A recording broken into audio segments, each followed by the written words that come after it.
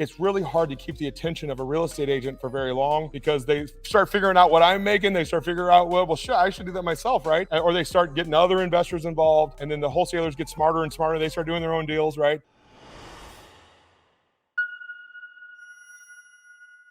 So is it somebody finding you online? No, I find them. So I go out into the wild. I network just as much in senior living as I do in real estate.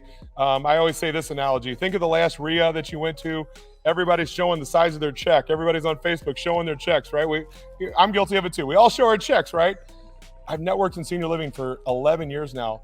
Not one person has ever shown me the size of their check. Right. It's a different world. You have to have you have to have a different heart condition, a different set of empathy.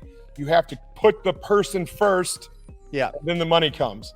And so for everyone listening right now, if you're just transactional, this is not for you, man. This is not for you if it's just transactional, right? But I'm telling you right now, if you put people first, you can build a sustainable business that comes to you for the next 20 plus years. And for me, that's it. I've built a business now that comes to me. I don't do direct marketing at all anymore.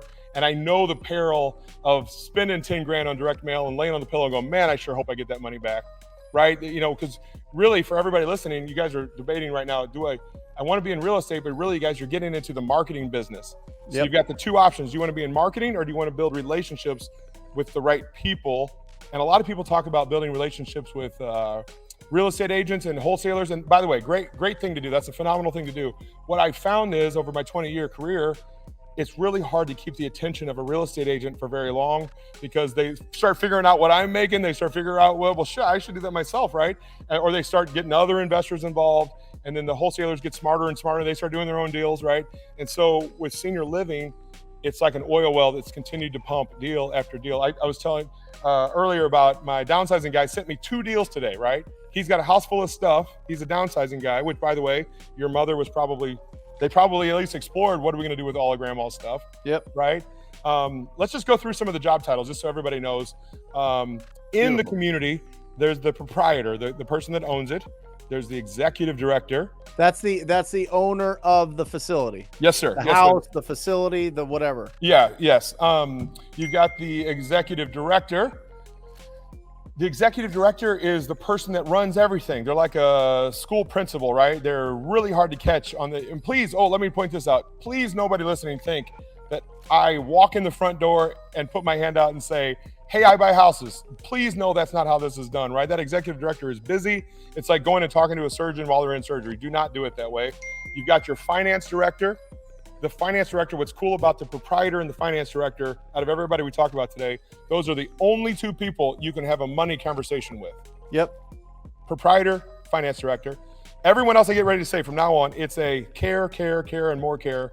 You better care about care. Or what is the saying? They're not going to care to know who you are until they know how much you care. Right.